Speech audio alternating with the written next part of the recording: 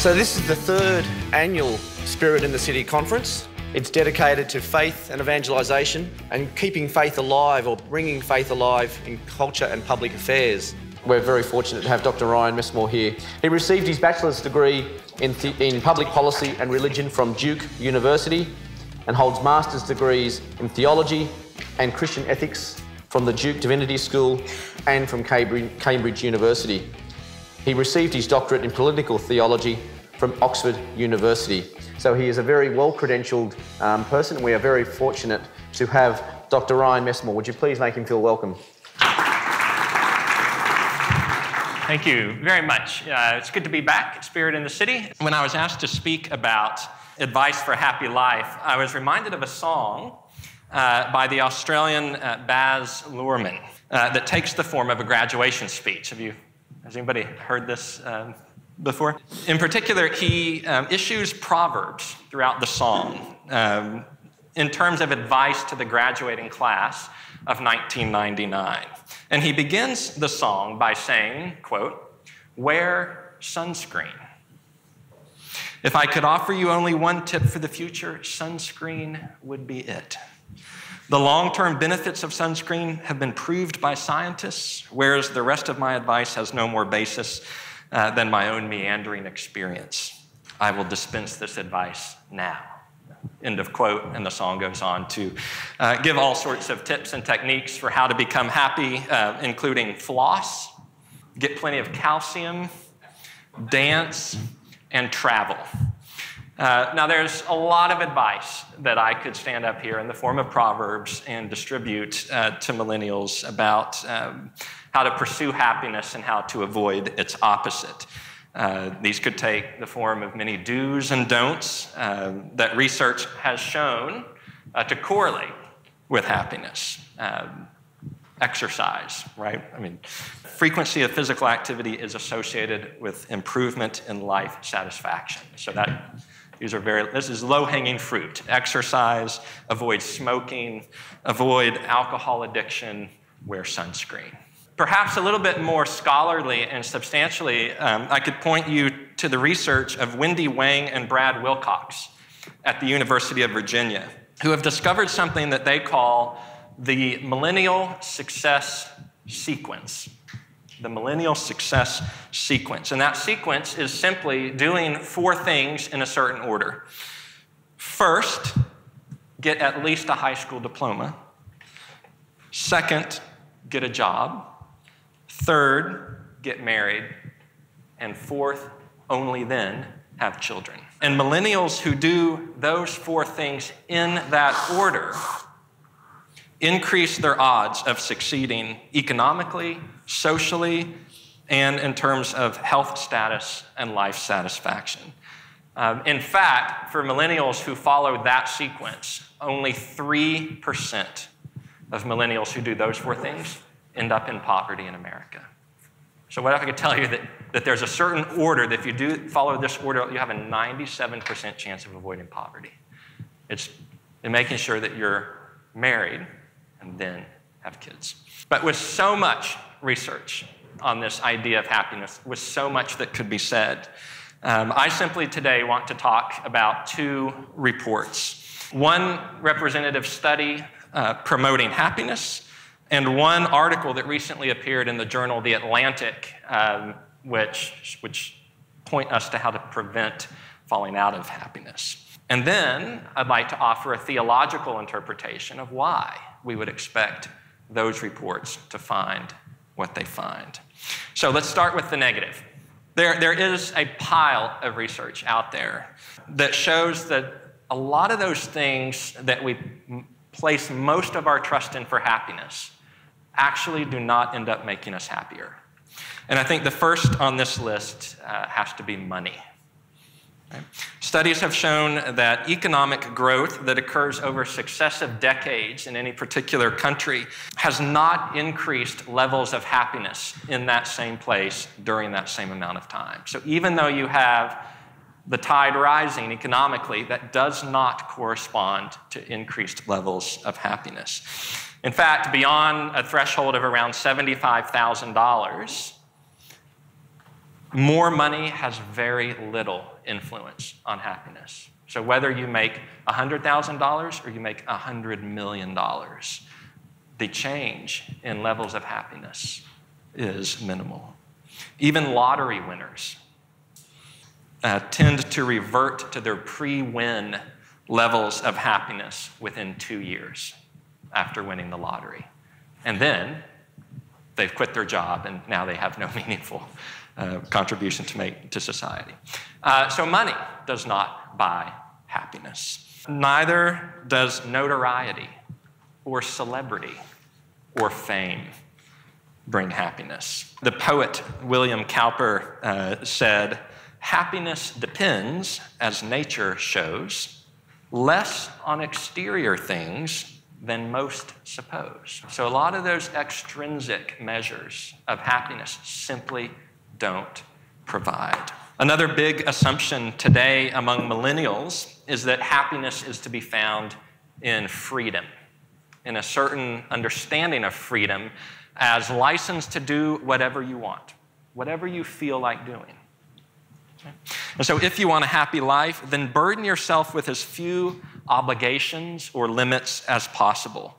Be free of commitment, be free of responsibility, be free of other people's demands, free of tradition, free of authority, free of institutions, free of institutional religions, free of regulation, and free of society's expectations and taboos. And if you can liberate yourself from all of those sorts of things, then you will be happy as your own person. But I want to suggest this too is a problematic notion, and I will return to it later in my talk. So in addition to money, fame, and absolute autonomy, many millennials today presume that increased happiness is delivered through modern conveniences and technology. And on this front, I'd like to point your attention to one particular year, not too long ago, the year 2012. In 2012, at least in America, some very abrupt shifts in behavior and emotional states began to take place. Now, some of these trends were very positive. Starting in 2012 and extending through to today, teenagers are physically safer today than they were before 2012. Teens are less likely to get into car accidents today, which is a good thing. Teens are less susceptible to the ills of excessive drinking today. Teens are less likely to date today, and thus less likely to become sexually active as a teen. And teens are less likely to commit homicide against each other. But in 2012, there were also some very startling and disturbing trends that we began to see. In particular, the rates of teen depression, anxiety, and suicide began to skyrocket just at the same year that all of these other trends were beginning to decrease. So what happened? What is it about 2012 that caused such a ripple effect across so many different activities and behaviors? As it turns out, this was the exact moment in history when more than 50%, so when for the first time in history, a majority of Americans owned a smartphone, 2012. And so for those millennials, for everybody in the audience really, I want to point you toward this article in The Atlantic, which presents this research and then discusses why. The article is entitled, "Have Smartphones Destroyed a Generation?" By Jean Twing.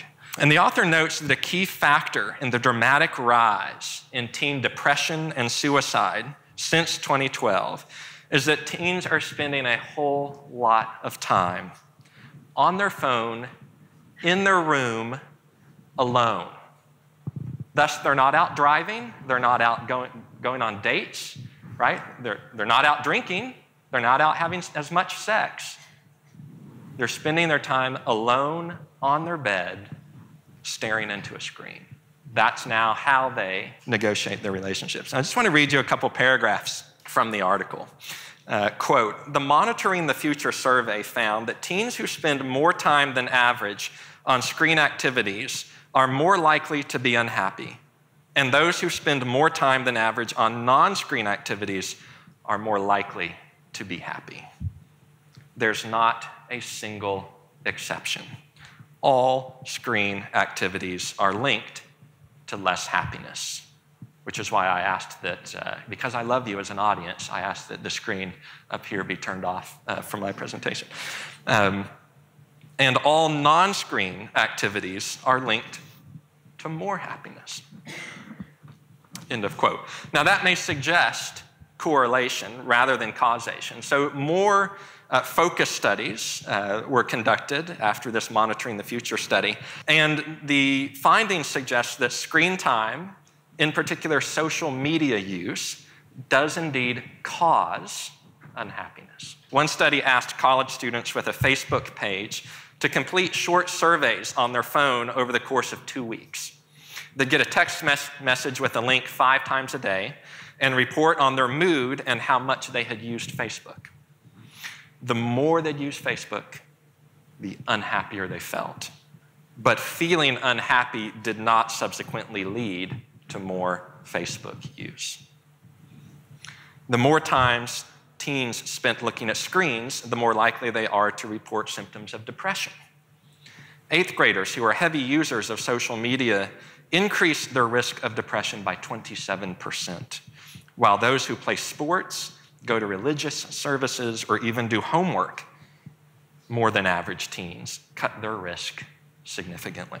Teens who spend 3 hours a day or more on electronic devices are 35% more likely to have a risk factor for suicide. And just think now how all of our schools are rushing to get screens into the hand of every individual in the classroom. At the Millis Institute, we've taken them out.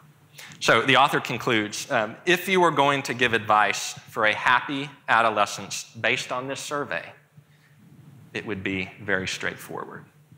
Put down the phone, turn off the laptop, and do something, anything that does not involve a screen. So if we're thinking about pursuing happiness, again, I'm not asking you to be a Luddite.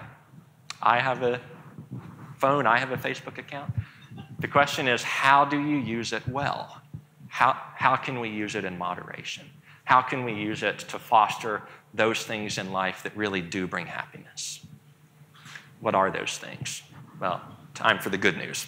The second study I want to tell you about is the Harvard study of adult development. And this is one of the world's longest studies of adult life. And what they did was they took a group of Harvard graduates who back in the early 1900s were all men, and they followed them over 80 years of their life. John F. Kennedy was actually one of the original people in the survey. And as the people running the study have died out, the study project developers have changed, and now they're even tracking the children and grandchildren of these original candidates. So the sample size is now over 1,300 people. And researchers studied their health trajectories and their broader lives, including their triumphs and their failures in their careers and their marriages. And what this longest study of adult life has come to the conclusion is that happiness is not primarily a factor of economics. It is not primarily a factor of education. It is not primarily a factor of achievement. Happiness is primarily a factor of quality of relationships. Close relationships are what keep people happy throughout their life. Now, this supports a lot of what other studies have found as well, that increased happiness is bound to things like relationships and community. Increased happiness is correlated with the strength and number of social ties that one has. It's correlated with the amount of social support one is perceived to have. It is correlated with the sense of gratitude we have toward others. So if anybody very practically just wants to go home tonight and do something that will increase your happiness, write a letter of gratitude to somebody in your life. And studies show that statistically, writing such a letter will increase your happiness. We should think about that in our own prayer lives. Do we pray only in an intercessory mode, or do we also spend time in gratitude to the Lord? So prayer in that mode can increase happiness. Happiness is correlated with the sense of being able to make a meaningful contribution to a cause larger than ourselves. Happiness is correlated with marriage. Marital satisfaction has a protective effect on people's mental health, their physical health, their educational achievement, and even their income. Happiness correlates with social dynamics like taking pride in others, practicing empathy, sharing a cup of coffee, sharing laughter, sharing a movie. It's being in relationship with another is the key driving factor of relationships, or of happiness. Now, the question that I would like to spend a little bit of time addressing is why? Why is that the case? And here I would like to bring a theological interpretation to this question of how to be a happy human person.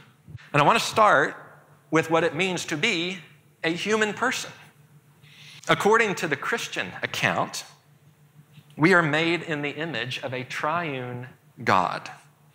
We are made in the image of a communion of self-giving, Father to Son to Holy Spirit, which means made in that image, we, you and me, in our deepest nature, we are relational beings.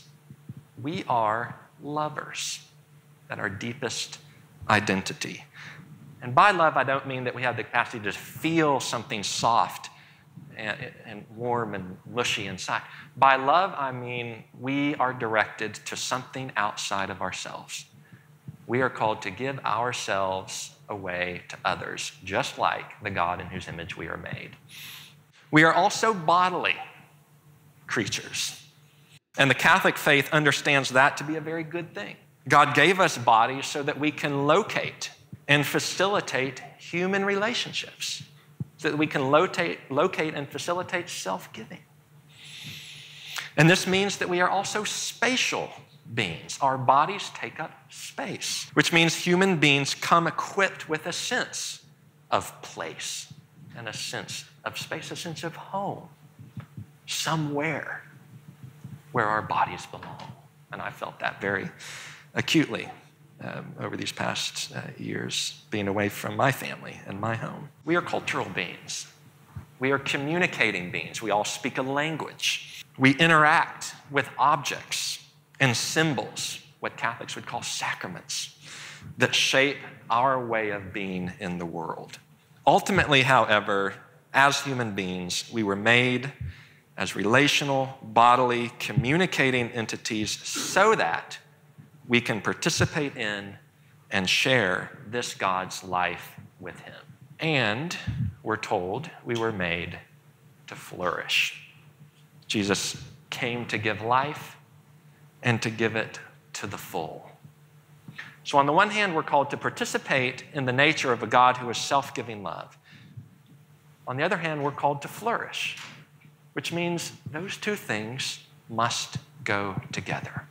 Human flourishing has to do with participating in the life of a self-giving love, the life of a self-giving God. You and I were created and designed.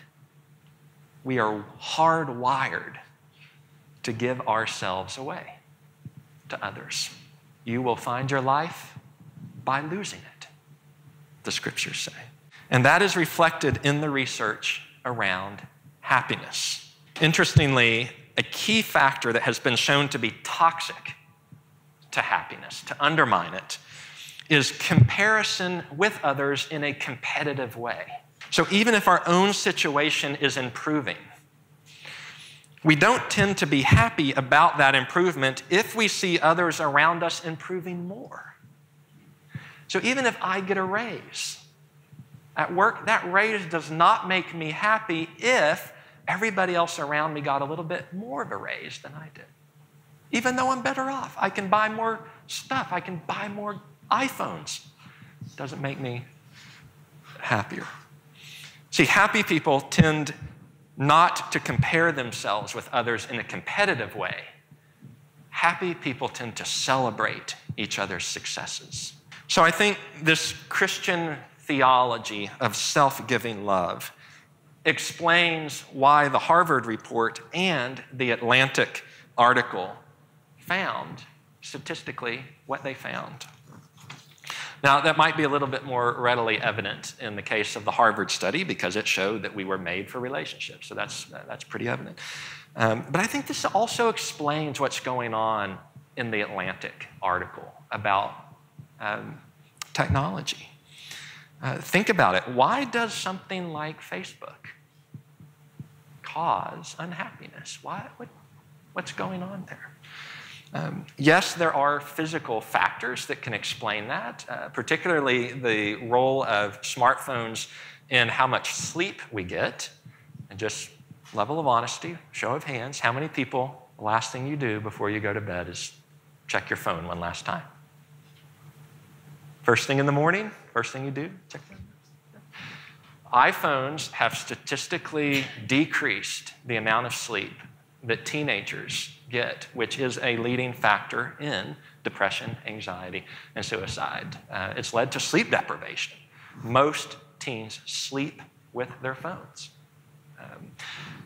But I don't even think that's the deepest level of explanation. I think the most damage comes through social media's influence on relationships and community, the way we understand and pursue relationships and community. Smartphones lead to people feeling lonely and left out of social dynamics, real, concrete social dynamics. Now, being left out has been an age-old concern for teenagers since we even had the term teenagers, right? But social media tends to exasperate that. Because today, if anybody has a party, if anybody has any sort of get-together at all, it's posted online. And so today, people know more what sort of get-togethers they're not being invited to. And that leads to anxiety and depression for teenagers. Not only do we want to post things, but then we go back and we check how many people have liked what I've posted, right? And so even posting good news can lead to a situation of anxiety if you see that not a lot of people have liked it. And today, teens experience cyberbullying online. And the article notes that this is particularly a problem for young women. That boys, when we bully somebody, we tend to bully one another physically. We rough each other up or we punch somebody. While girls are more likely to do so by undermining a victim's social status or relationships. Social media give particularly middle and high school girls a platform on which to carry out the style of aggression that they most favor, ostracizing and excluding other girls around the clock. In short, the use of social media and smartphones shapes our relationships, the way that we interact and feel about our relationships with other people. They de-emphasize the importance of bodily presence. And they de-emphasize the importance of physical place. You can be anywhere as long as you're plugged in. And you can be my friend without even being near me. You never have to see me, touch me, put your arm around my shoulder, nor I you, because we just are friends online. It enables instant and anonymous critique and vitriol and trolling, which weakens trust in social discourse. And yes, it keeps us in touch with long-lost friends, but not in the sort of deep, meaningful, vulnerable way that marks true friendship, where people see us and accept us for who we really are. Instead, we carefully present to the public the beautiful vacation that we went on, but not the fight we had with our spouse because we were grumpy and tired after the plane ride to get there, right? Or our happy, smiling kids on their first day of school, but not the tears and the screaming it took to get them dressed on time so that they wouldn't be late. And even that beautiful dinner we had last night at the restaurant, which makes everybody think we're gourmet chefs instead of the mac and cheese that we have as a staple because we're so busy, so little time to cook real food. So community on Facebook and Instagram and these sorts of things becomes virtual rather than face-to-face. And that matters for who we were created to be as human beings. So both of these reports, the one from Harvard and the Atlantic, I think point in a similar direction. We were made for certain kinds of relationships in community. And I want to propose to you a particular theological or biblical category of relationship that I think encompasses all of this. And this is the category of covenant. We were made for covenant. To understand what a covenant is, I want to take a few minutes and walk you through how covenants were entered in Jesus' day, especially how marriage covenants were entered in Jesus' day. Because I think this helps to reveal the nature of what a covenant is and why it is crucial for happiness. So in Jesus' day, if a young man and a young woman wanted to marry, they would write down the terms of their relationship, their commitment to each other, on a document called a ketubah.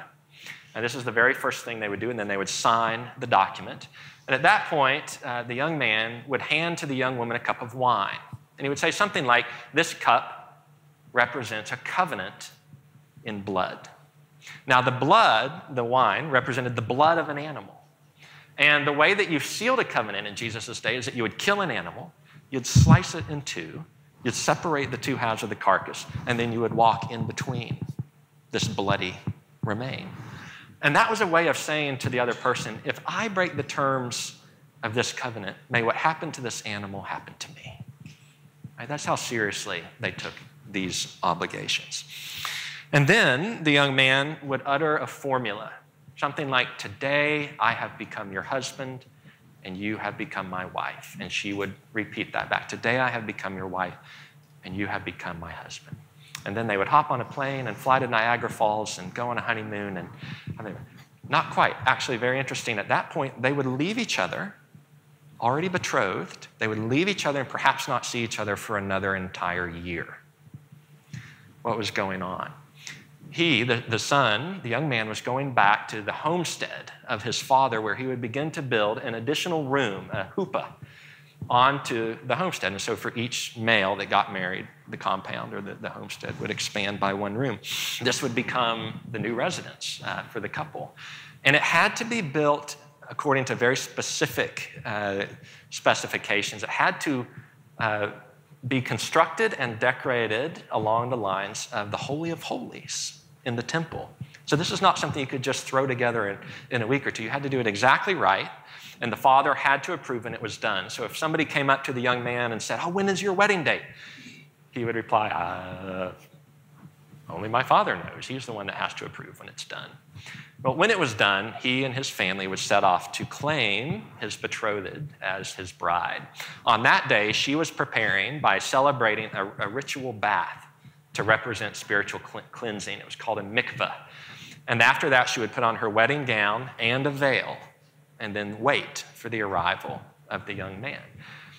When he arrived, they would both families would process back to the father's house where they would do several things again. They would read the covenant document. They would once again utter that formula, "Today I have become your husband and you have become my wife." And they would once again sip from that same cup of wine, which they had not sipped from since their betrothal. Then the two would enter the huppah privately. He would lift the veil, and they would consummate the marriage sexually.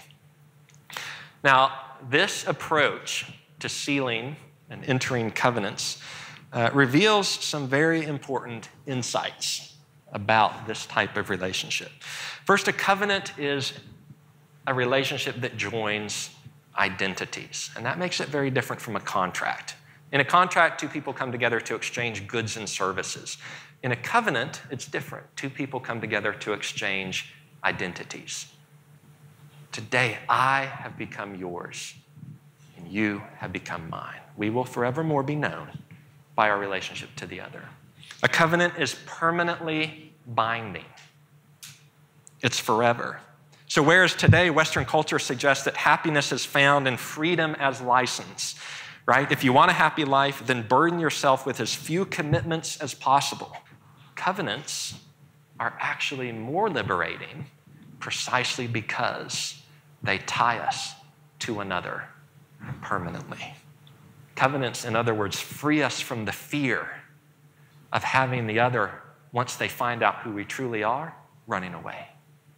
We can be ourselves, we can be honest, we can be truthful because of that binding commitment. A covenant is other-directed. It is family expanding. It extends kinship bonds to the other. A covenant between spouses requires a common place, the building of a new house. And a covenant is consummated and renewed in bodily ways. This covenant is consummated by the act of full bodily self-sharing, the kind of sharing that forms a one-flesh union, right? Sex. So when thinking about happiness, we said that a life lived to the full is a life of giving and receiving love. Covenants are the kind of relationships and commitment to another person that enable us to practice that sort of self-giving love. But one does not have to be married to live life to the full. And that is because there's a deeper covenant relationship that even earthly marriage is meant to point toward.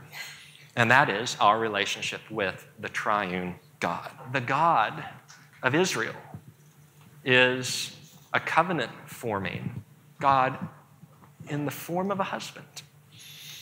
You begin to read through the Old Testament, you come upon this sort of formula. It's used over and over again. Today, I have become your God, and you have become my people. That's betrothal language. Prophets like Isaiah, Jeremiah, Ezekiel, and Hosea speak of Yahweh as a jealous husband and Israel as his unfaithful wife. When you get to the New Testament, John the Baptist describes himself as the friend of the groom who has come ahead to announce the arrival of the groom. And what does he call for? He calls for a ritual bath representing spiritual cleansing. Jesus himself says, I am the bridegroom in Mark chapter 2. And when his disciples ask him, so when will you come again? He responds, only my Father knows. Right? It's the response a groom would have given when asked about the day of his wedding. And at the Last Supper, Jesus takes a cup of wine and he hands it to his disciples. And he says, this cup represents a covenant in blood. And you have to wonder, in that day, in that culture, what would that language have meant? How would the disciples have heard it? Could they have interpreted it as a betrothal? Well, what does Jesus say next? He says, I tell you, I will not drink from the fruit of this cup again until we do so again in my Father's kingdom. And then what does he say? He says, now I'm about to leave you. I'm going away. I'm going to depart from you. I'm going to go to my Father's home to prepare many rooms for you. And one day I will come again to claim you as my own. And that day will be known as the great apocalypse. The word itself, apocalypse, meaning the lifting of the veil. And then we will be invited to celebrate the wedding feast of the Lamb. So ladies and gentlemen, covenant is the kind of relationship that the creator of the universe has entered into with you and me. The creator of the sun and the moon and the stars has joined his identity to you and to me and is committed to be known in his relationship with us forevermore. If you're looking for the source of happiness, if you're looking for the source of life to the full, I want to suggest to you that it is found in relationships of covenant love. So, pursue those kinds of relationships. If you use technology, use them to foster and facilitate those kinds of relationships. Use Google Maps to get you to a place where you can interact face-to-face with another human being. And to the best of your ability, it certainly doesn't hurt to renew these covenants often. The marriage covenant is renewed by sex our relationship, our covenant with God is renewed through the Eucharist. So, life lived to the full, sex, Eucharist, and sunscreen. Thank you very much.